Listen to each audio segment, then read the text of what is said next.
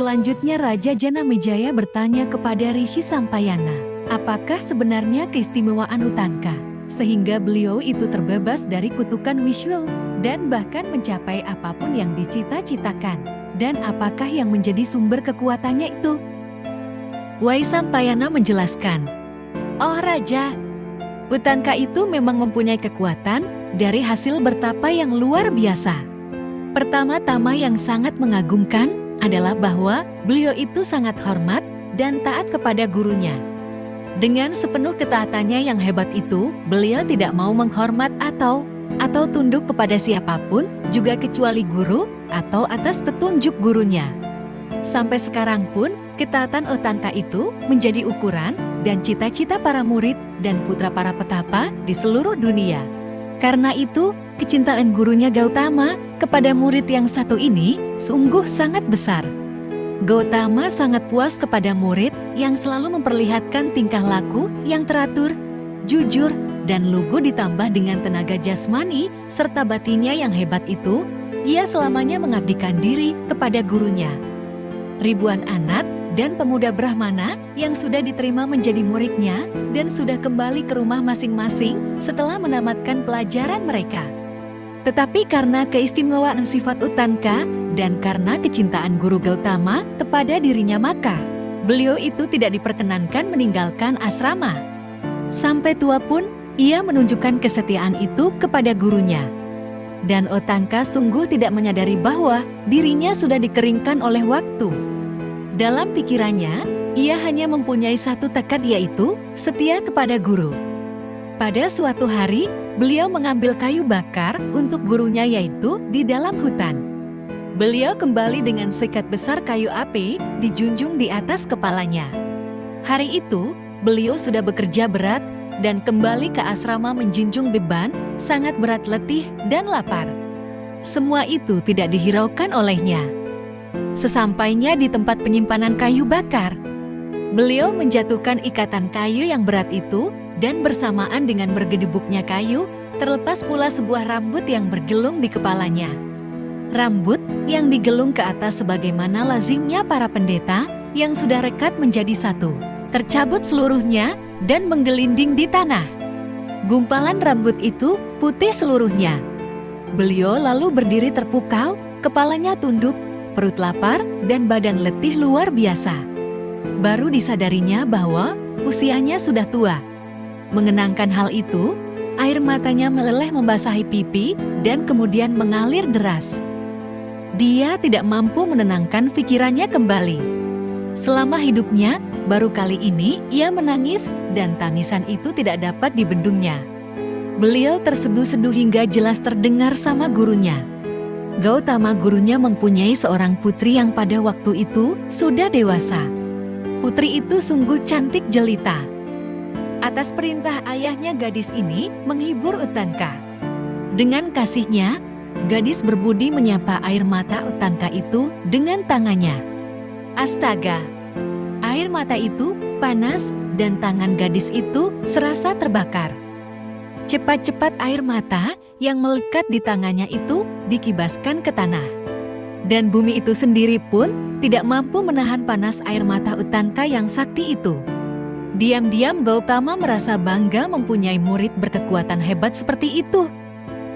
Guru Gautama lalu menghampiri muridnya dan dengan kata-kata lemah lembut beliau membujuknya dan berkata, "Wahai murid anakku, mengapa Ananda sesedih ini? Tenanglah, tenang. Katakan apa yang terjadi, oh Rishi, ceritakan dengan terus terang." Utanka menahan seduh sedihnya dan menghaturkan sembah, katanya, "Selama ini dan sampai kapanpun juga hamba hanya mempunyai satu tekad, yaitu berbakti kepada Paduka. Oh Guru, hamba melakukan apa saja yang dapat membahagiakan Paduka, dan sesungguhnya lah hanya Paduka yang bermukim di hati hamba. Sampai tua, hamba mengabdikan diri dan hamba pun baru saat ini menyadari bahwa sudah lama nian hamba mengabdi tanpa mengenal apa yang dinamakan kesenangan dan kebahagiaan dunia. Dan Paduka pun rupanya berteguh hati tidak memperkenankan hamba pergi meninggalkan asrama agar dapat mengenal dunia luar. Mungkin 100 tahun sudah hamba tinggal di tempat ini. Namun sekalipun Paduka tidak memperkenankan hamba pergi untuk membebaskan diri. Banyak sudah murid-murid Paduka yang datang untuk belajar jauh di belakang hamba dan sudah menyelesaikan perjalanan dan kembali ke tempat pemukiman masing-masing. Sesungguhnya lah beratus-ratus murid, bahkan mungkin ribuan banyaknya para Brahmana mendapatkan pengetahuan di asrama ini dan Paduka memperkenankan mereka kembali ke tempat masing-masing dan mereka pun sudah menjadi guru-guru pula. Gautama menjawab, "Oh Uttanka muridku, ketahuilah bahwa aku sangat menyayangi dirimu. Engkau adalah muridku yang paling utama. Hatimu tulus dan pengabdianmu kepada diriku tercela. Sesungguhnya lah aku sendiri pun tidak menyadari bahwa Ananda sudah lama sekali berada di tempat ini. Oh Brahmana nan berhati mulia, apabila kepergianmu dari tempat ini dapat membahagiakan dirimu, mengapa tidak berangkat hari ini juga? Terimalah wahai perkenan dari gurumu ini." Uttanka menghaturkan sembah. "Oh guru junjungan hamba, apakah yang patut hamba persembahkan ke hadapan Paduka? Tunjukkanlah kepada hamba apa yang layak hamba persembahkan ke hadapan Paduka. Hanya setelah persembahan itu, Paduka terima barulah hamba akan memohon pamit atas perkenan Paduka pula."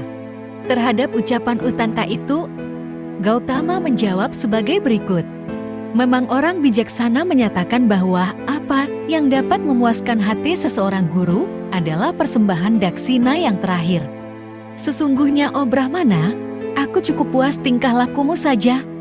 Aku puas dengan ketekunan pengabdianmu. Seandainya saja Ananda merupakan seorang pemuda 16 tahun pada saat ini, aku bahkan tidak berkeberatan menjodohkan dirimu dengan anak gadisku satu-satunya. Aku kira tidak ada lagi wanita yang pantas mendampingi Ananda mengingat kesaktianmu yang sangat hebat itu." Ajaibnya, setelah Brahmana Gautama mengucapkan kata-katanya yang terakhir itu, Uttanka telah berubah menjadi muda sekali. Sungguh sesuai untuk mendampingi serta menjaga putri cantik Brahmana Gautama itu. Setelah diperkenankan oleh gurunya, Uttanka lalu menikahi dengan gadis remaja yang hebat itu. Setelah melakukan upacara pernikahan, Uttanka menghadap ibu mertuanya yaitu istri gurunya sambil menyembah ia berkata, "Apakah menurut ibunda yang pantas hamba persembahkan ke hadapan guru yang mulia? Perintahkanlah kepada hamba betapapun berat hamba akan menunaikan kewajiban hamba itu. Sekalipun ibunda guru meminta jiwa hamba sendiri, tentu hamba tidak akan mundur, karena itu katakanlah apa yang patut hamba persembahkan.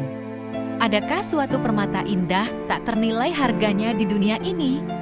Perintahkanlah hamba untuk mencari pasti akan hamba persembahkan ke hadapan Paduka. Dengan bekal kemampuan yang hamba miliki sekarang, berkat menuntut pelajaran dan pertapa itu pastilah perintah Paduka dapat hamba laksanakan. Hamba yakin dengan kekuatan yang sudah hamba punya sekarang." Ahalya istri gurunya itu lalu berkata, "Aku sungguh puas dan bangga kepadamu oh Brahmana nan cerdas. Kebaktian dan ketaatan Ananda kepada guru tak pernah pudar. Bagiku hal itu sudah cukup. Nah, berbahagialah dan berangkatlah kemanapun yang Ananda kehendaki." Tetapi Uttanka tidak puas dan sekali lagi mendesak, "Tidak ibunda guru, hamba tetap memohon agar ibunda suka menugaskan hamba. Memang sudah layaknya hamba melakukan sesuatu untuk kesenangan guru." Ahalya lalu berpikir sejenak, kemudian berkata, "Wahai sedemikian keras kemauanmu, baiklah bahagialah kamu. Carikanlah untukku anting-anting yang pada saat ini sedang dipakai oleh permaisuri Raja Saudasa. Dengan mempersembahkan anting-anting itu, lunas tuntas hutangmu kepada gurumu di sini." "Baiklah ibunda guru, hamba mohon doa restu." Demikianlah Uttanka berangkat dengan satu tekad mendapatkan anting-anting itu untuk dipersembahkan kepada istri gurunya yang sangat dimuliakannya itu. Cepat sekali Uttanka berjalan menuju tempat Raja Saudasa yang sedang menjalani hukuman karena kutukan Rishi Wasistha. Raja itu sudah berubah menjadi manusia liar dan biadab yang gemar memakan daging mentah. Setelah Uttanka lama berangkat, Brahmana Gautama lalu bertanya kepada istrinya. Sepanjang hari ini Uttanka tidak kelihatan. Kemanakah dia? Istrinya memberitahukan bahwa muridnya itu sedang pergi untuk mendapatkan anting-anting bertuah kepunyaan istri Raja Saudasa. Gautama memandangi istrinya dengan tajam dan kemudian berkata, "Adinda kurang bijaksana. Raja Saudasa itu sedang menjalani kutukan yang ditimpakan kepadanya oleh Rishi Wasistha. Sekarang raja itu menjadi manusia biadab pemakan daging manusia. Aku khawatir kalau Uttanka itu dibunuhnya." Ahalya menjawab, "Maafkan hamba Kakanda. Sungguh hamba tidak mengetahui adanya kutukan itu, sehingga hamba menugaskan Uttanka untuk menghadap kepadanya. Namun demikian Adinda yakin, berkat doa restu Kakanda anak menantu yang sakti dan berbudi luhur itu, pasti akan selamat." Gautama dengan singkat menjawab, "Mudah-mudahan demikianlah hendaknya."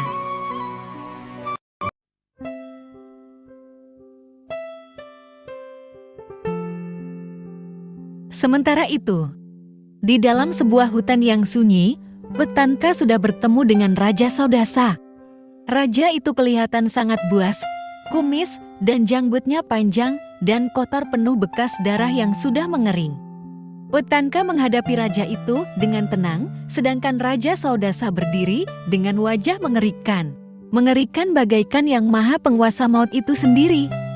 Raja itu berkata, "Sungguh untung besar aku hari ini.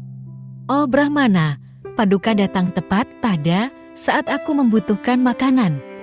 Ketahuilah bahwa aku telah menetapkan waktu makanku yaitu pada bagian ke-6 dari suatu hari dan sekarang inilah saatnya."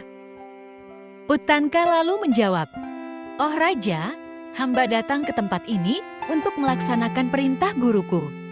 Orang bijaksana menyatakan bahwa seorang siswa yang sedang menjalankan tugas yang diberikan oleh guru tidak boleh diganggu.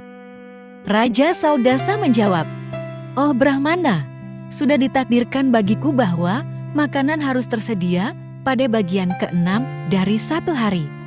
Sekarang aku sedang lapar, karena itu tentu saja aku tidak membiarkan Paduka terlepas dari tanganku." Uttanka pun menjawab, "Baiklah, kalau memang demikian, tetapi hamba berjanji, apabila tugas yang diperintahkan oleh guru hamba itu sudah selesai, hamba pasti akan kembali untuk menghadap Paduka di tempat ini. Di saat itulah hamba menjadi kekuasaan Paduka." Hamba pun mendengar berita bahwa benda yang sedang hamba cari sekarang berada di bawah kekuasaan Paduka. Karena itulah hamba memberanikan diri menghadap kepada Paduka, oh Raja. Hamba tahu bahwa setiap hari Paduka menghadiahkan berjenis-jenis permata kepada para Brahmana. Sudah tersohor bahwa Paduka sangat pemurah dalam melimpahkan hadiah-hadiah. Dan setiap pemberian hadiah dari Paduka itu memang pantas diterima, mengingat sifat kedermawanan Paduka itu. Rasanya hamba pun patut menerima limpahan karunia Paduka, oh Maharaja. Setelah hamba menerima apa yang dikehendaki oleh guru yaitu berupa benda yang sekarang berada di bawah kekuasaan Paduka, dan setelah mempersembahkannya kepada guru hamba itu, segera pula hamba akan kembali untuk menyerahkan diri ke hadapan Paduka. Itulah janji hamba. Selaku seorang Brahmana, hamba tidak berani janji palsu. Dalam hidupku ini, tidak pernah barang sekalipun hamba berbohong, meski dalam senda guru pun hamba tidak berani melakukannya. Apalagi yang perlu hamba ucapkan untuk meyakinkan Paduka? Terhadap pertanyaan Uttanka itu, Saudasa lalu menjawab, "Wahai Brahmana, sejahat dan sehina aku ini, memang pantas rasanya hamba mempersembahkan sesuatu kepada para Brahmana mulia seperti Paduka dan Guru Paduka.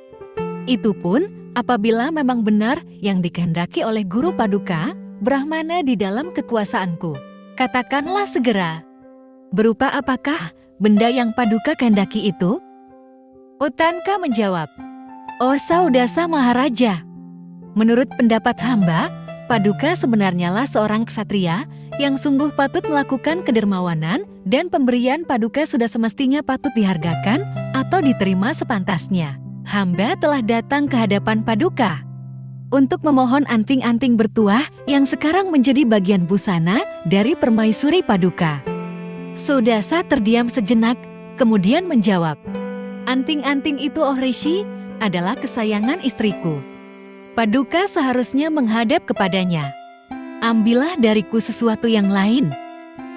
Dan Sodasa berulang-ulang membujuk Utanka agar mengambil benda-benda berharga yang lain yang ada di dalam kekuasaan raja yang keadaannya sangat menyedihkan itu. Setelah berkali-kali dibujuk, Utanka lalu menjawab, "Oh Raja, apabila Paduka ingin dipandang sebagai manusia yang berkuasa, hentikanlah bujukan Paduka itu. Perkenankanlah hamba memohon anting-anting permata itu. Taatilah semua yang sudah diucapkan, oh Raja." Raja Sodasa tidak kuasa menolak lagi, karena itu raja lalu berkata, "Bawalah pesanku ini dan pergilah kepada istriku. Katakan kepadanya bahwa hamba memerintahkan. Ketahuilah istri hamba itu memang telah bersumpah untuk selalu mentaati perintah hamba. Atas perintah hamba itu, pasti istri hamba itu akan memberikan anting-anting itu kepada Paduka, oh Brahmana." Selanjutnya Utanka bertanya, "Di manakah, oh Raja, hamba dapat berjumpa dengan permaisuri Paduka yang mulia? Mengapa Paduka sendiri yang memintanya ke sana?" Sodasa menggeleng dan menjawab, "Paduka, oh Brahmana, dapat berjumpa dengannya di tempat air mancur yang terkenal itu. Bahagian ke-6 dari 1 hari ini sudah tiba bagiku. Karena itu, hamba tidak mungkin untuk pergi ke sana." Utanka lalu meninggalkan tempat itu dan langsung menuju ke tempat yang ditujukan. Madayanti permaisuri Raja Sodasa sedang beristirahat di sana setelah dihadap oleh Utanka dan segera memahami permohonannya itu, apalagi karena diperintahkan oleh suaminya. Maka permaisuri berkata, "Baiklah, tetapi sebelumnya hamba pun ingin mengetahui bahwa Paduka berkata benar. Dapatkah wahai pendeta Paduka menunjukkan tanda-tanda yang mungkin Paduka dapatkan dari suami junjungan hamba? Anting-anting yang Paduka maksudkan itu terbuat dari batu permata yang tidak ternilai harganya dan memiliki kekuatan yang sangat luar biasa sehingga menjadi rebutan para dewa, para yaksa, dan para rishi. Apabila anting-anting ini karena lalai diletakkan di atas tanah, maka segera akan disambar oleh naga. Apabila yang memakainya itu tidak suci, maka anting-anting ini pasti akan direbut oleh golongan yaksha. Apabila yang mempunyainya itu tidur dan tidak disembunyikan sebaik-baiknya, para dewa akan datang untuk mengambilnya. Para dewa selalu mengintai untuk merebut anting-anting ini, demikian juga golongan raksasa dan naga. Oh Brahmana, siang dan malam, anting-anting ini menghasilkan emas. Di malam hari, anting-anting mengeluarkan sinar cemerlang menyaingi cemerlangnya cahaya bintang-bintang. Siapapun juga yang mengenakan anting-anting ini, ia akan terbebas dari rasa haus dan lapar dan tidak mengenal rasa takut. Pemakai anting-anting ini akan kebal terhadap segala macam bisa, racun, api, dan merabahaya lain dalam bentuk apapun juga. Apabila yang memakainya itu tubuhnya pendek, maka anting-anting ini pun akan menjadi pendek. Dan sebaliknya, apabila dikenakan oleh orang yang tubuhnya tinggi, maka anting-anting ini akan menjadi panjang. Demikian itulah beberapa keistimewaan yang dimiliki oleh anting-antingku ini. Anting-anting ini sudah tersohor di mana-mana. Sesungguhnya anting-anting ini sudah dikenal di 3 dunia. Nah, sekarang tunjukkanlah tanda-tanda yang berasal dari suami hamba itu." Dan Utanka tidak mendapatkan tanda-tanda itu dari Raja Sodasa.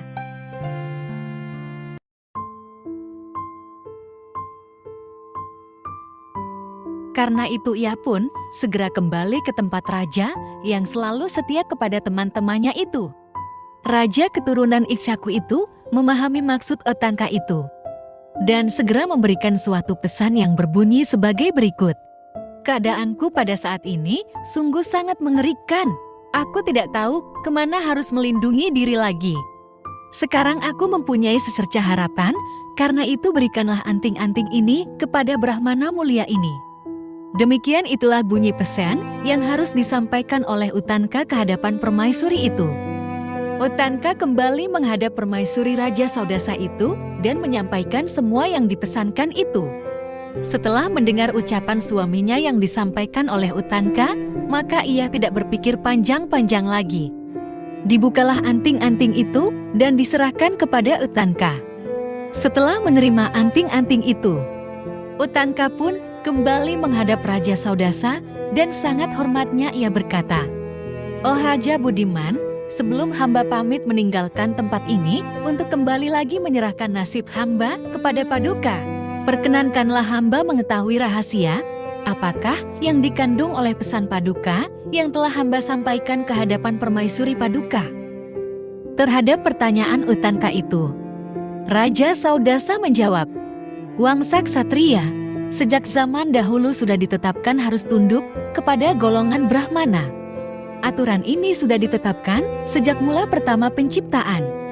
Akan tetapi, sudah banyak sekali perbuatan dilakukan yang sifatnya menghina dan menyakiti golongan Brahmana, terutama yang dilakukan oleh golongan Ksatria. Hamba sendiri selamanya tunduk kepada peraturan yang ditetapkan itu, meskipun kemalangan yang sedang menimpaku ini dengan perantaraan seorang Brahmana. Aku hanya mempunyai Madayanti, dan dialah satu-satunya tempatku berlindung. Sesungguhnya, oh Brahmana utama, hamba sendiri pun mempunyai cita-cita, yaitu semoga roh hamba ini dapat mencapai surga, atau setidak-tidaknya agar hamba menjadi lebih baik dalam melanjutkan kehidupan hamba di dunia ini. Sungguh tidak mungkin bagi seorang raja melanjutkan kehidupannya di dunia ini tanpa mendapat restu dari Brahmana. Apalagikah yang dapat diharapkan di alam sana tanpa restu yang sangat bertuah itu? Itulah sebabnya hamba memerintahkan kepada istri hamba untuk menyerahkan anting-anting yang sangat berharga ini kepada Paduka yang sangat membutuhkannya. Tetapi betapapun hamba tetap akan menuntut janji yang telah Paduka ucapkan hari ini." Terhadap ucapan raja yang terakhir itu, Utanka lalu menjawab, Tentu. Hamba senantiasa bertindak sesuai dengan yang telah diucapkan. Pasti hamba akan kembali dan menyerahkan diri kepada Paduka. Tetapi, perkenakan hamba bertanya sekali lagi. Dan terhadap pertanyaan hamba yang terakhir ini, Paduka harus menjawabnya. Kemudian Raja Saudasa menjawab, "Baiklah. Apakah yang Paduka tanyakan itu?" Hamba segera akan menjawabnya. Semoga hilanglah keraguan-raguan Paduka. Dengan senang hati hamba pasti menjawabnya. Setelah mendapatkan kepastian itu, Utanka lalu berkata sebagai berikut, "Wahai Raja, orang bijaksana yang memahami hukum-hukum kewajiban yang telah menyatakan bahwa seorang Brahmana sangatlah hati-hati mengeluarkan ucapan-ucapannya. Selanjutnya dinyatakan bahwa seorang yang telah berlaku kurang baik terhadap teman-temannya sendiri, sama hukumnya dengan pencuri yang paling jahat. Dan hari ini, Paduka telah menjadi sahabat baik hamba. Karena itu, ah Raja mulia, katakanlah sesuatu yang baik, yang sesuai dengan hukum kebenaran, yang senantiasa dijunjung tinggi oleh orang-orang bijaksana. Sekarang hamba sudah mendapatkan benda yang sangat hamba butuhkan. Dan Paduka sendiri adalah seorang pemakan daging manusia. Sekarang, sudilah kiranya Paduka mempertimbangkan pertanyaan hamba ini sebaik-baiknya. Pertanyaan hamba adalah, baik atau tidakkah apabila hamba kembali menghadap Paduka di sini?" Raja Saudasa berpikir sejenak, dan kemudian menjawab, "Kalau benarlah jawaban hamba ini, oh Brahmana bijaksana, maka pertanyaan Paduka ini hamba jawab seperti berikut. Tidak usah Paduka, oh sahabatku Brahmana datang kembali kepada hamba di tempat ini. Dengan melakukan saran-saran hamba itu, oh Pendeta Wangsa Berigu, Paduka pasti mendapat kebaikan. Apabila Paduka kembali, ajal Paduka menanti di sini." Setelah mendapat jawaban yang sangat memuaskan itu, Utanka lalu memohon pamit dan cepat-cepat meninggalkan tempat Raja Saudasa itu. Utanka berjalan cepat agar segera dapat menghadap istri pendeta Gautama, Ahalya. Ia ingin dengan segera menyenangkan istri gurunya itu. Seperti yang diperingatkan oleh Madayanti, anting-anting itu dijaganya dengan hati-hati, dibungkus rapat-rapat dengan kain rusa hitam. Setelah berjalan jauh, dia merasa lapar. Dilihatnyalah sebatang pohon wilwa dengan buahnya yang lebat dan masak. Digantungkannya bungkusan anting-anting itu di sebuah pohon dan ia berdiri lalu memanjat untuk memetik buah-buah yang masak ranum itu. Tiba-tiba, sebutir buah jatuh dan menimpa bungkusan yang tergantung itu hingga ikatan serta lipatannya lepas. Entah dari mana datangnya. Seekor ular jenis Airawata sudah berada di sana dan melihat anting-anting yang berkilauan itu. Secepat kilat disambarnya anting-anting itu, serta dibawanya lari masuk ke dalam sebuah lubang kecil yang sebenarnya adalah sebuah lubang semut. Melihat anting-antingnya telah disambar ular, Utanka dengan marah turun dari atas pohon. Sedikit perasaan kekhawatiran menerima di dalam hatinya. Dengan sebuah tongkat runcing, ia menggali liang tersebut. Terus digali namun ular atau anting-anting itu belum ditemukannya juga. Utanka marah luar biasa.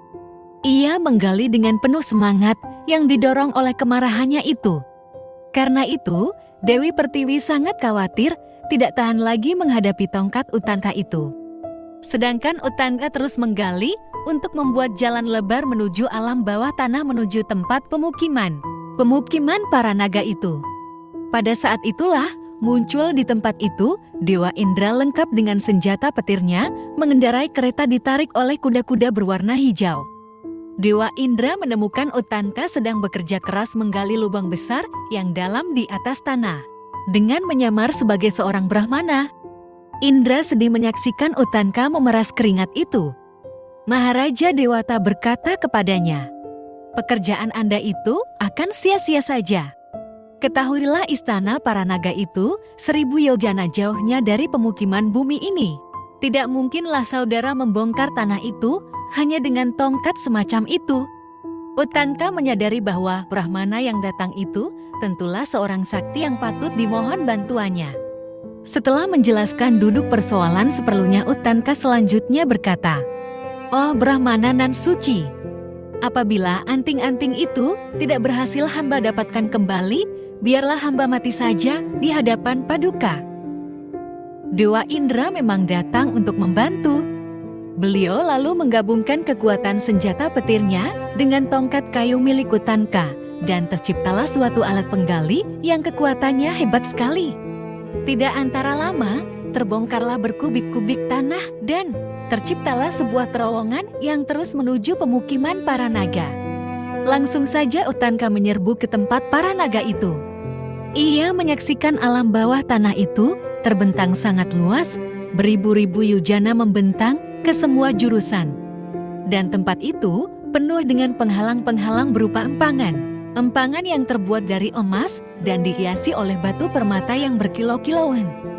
Banyak pula di tempat itu ditemukan waduk-waduk air dengan jinjang-jinjang kristal yang indah cemerlang dan sungai-sungai yang mengalirkan air yang jernih. Ia juga melihat burung-burung yang bersarang di atas berjenis-jenis pohon yang aneh tapi sangat indah. Akhirnya, dia melihat sebuah pintu gerbang menjulang tinggi kira-kira 5 yojana tingginya dan lebarnya sekira 100 yojana. Melihat daerah yang dikuasai oleh naga itu, Utanka menjadi sedih dan putus asa. Di manakah anting-anting itu disembunyikan? Mungkinkah didapat kembali? Tiba-tiba entah dari mana datangnya, di tempat itu sudah berdiri seekor kuda hitam, ekornya berwarna putih, muka dan matanya berwarna merah tembaga, dan kelihatannya segar bugar penuh kekuatan, dan berkata, "Wahai Brahmana Utanka, Paduka tiuplah saluran apana di dalam tubuhku ini." Demikian kuda ajaib menyuruh Utanka.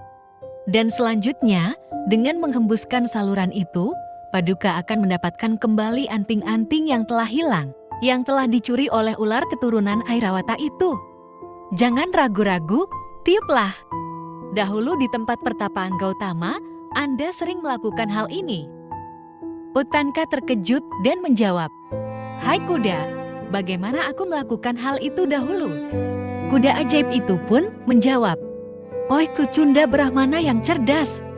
Ketahuilah sebenarnya aku adalah guru dari gurumu. Aku ini Jataweda penguasa api itu sendiri. Engkau adalah termasuk cucuku. Sudah seringkali engkau memuja diriku untuk mewakili gurumu itu. Dan engkau, oh Brahmana Wangsa Berigu, telah melakukan pemujaan itu dengan hati yang tulus dan suci, bersih lahir dan batin. Karena itu, sekarang aku ingin melakukan apa yang terbaik buat dirimu. Oh Cunda, lakukanlah apa yang aku perintahkan dengan segera." Dengan tidak ragu-ragu lagi Utanka melakukan apa yang disuruhkan oleh kuda ajaib itu.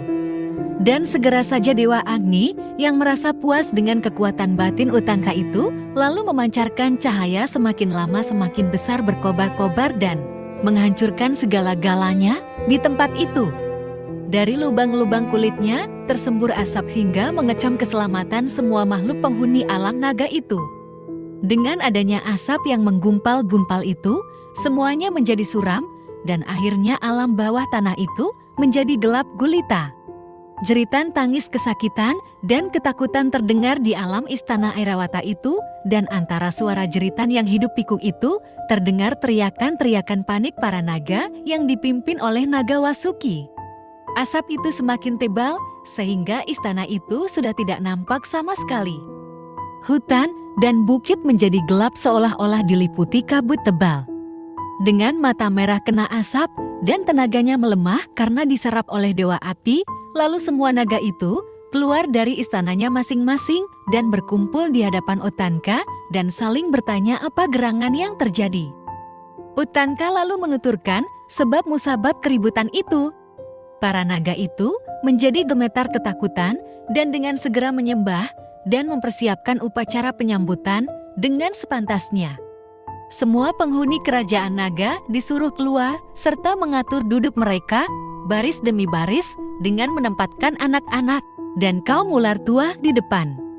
Semuanya mencakupkan tangan dengan kepala tunduk di hadapan Utanka. Setelah semuanya duduk dengan tertib, Raja Naga Wasuki lalu menghaturkan sembah dan berkata, "Oh Brahmana nan suci, terimalah penghormatan kami semua." Dan kepada Utanka dipersembahkan air pembasuh kaki serta ramuan arghya. Setelah upacara penyambutan itu selesai dilakukan, anting-anting yang dicuri ular itu pun dikembalikan kepada Utanka. Setelah mendapatkan anting-anting itu kembali, lalu menyembah kepada Dewa Agni, lalu berjalan membungkuk mengitarinya untuk selanjutnya melakukan perjalanan kembali ke asrama gurunya. Cepat sekali ia pun sampai di pertapaan Gautama dan langsung menghaturkan anting-anting itu kepada istri gurunya. Brahmana Utanka juga menceritakan semua pengalamannya, pertemuannya dengan Raja Naga Wasuki dan naga-naga yang lain. Demikian itulah Ajanamejaya. Utanka itu sudah menjelajahi ketiga dunia untuk mendapatkan anting-anting yang akan dipersembahkan kepada gurunya. Brahmana Utanka itu penuh dengan kekuatan yang luar biasa. Beliau itu melakukan yoga samadhi dengan taat serta melakukan latihan-latihan yang ketat. Demikianlah kisah Brahmana Mulia Utanka diceritakan oleh Rishi Waisampayana kepada Raja Janamejaya dalam kisah Wiracarita Aswameja Parwa. Bagaimanakah kisah selanjutnya? Jangan lupa subscribe ke channel ini untuk mengetahui kisah-kisah selanjutnya. Bersambung.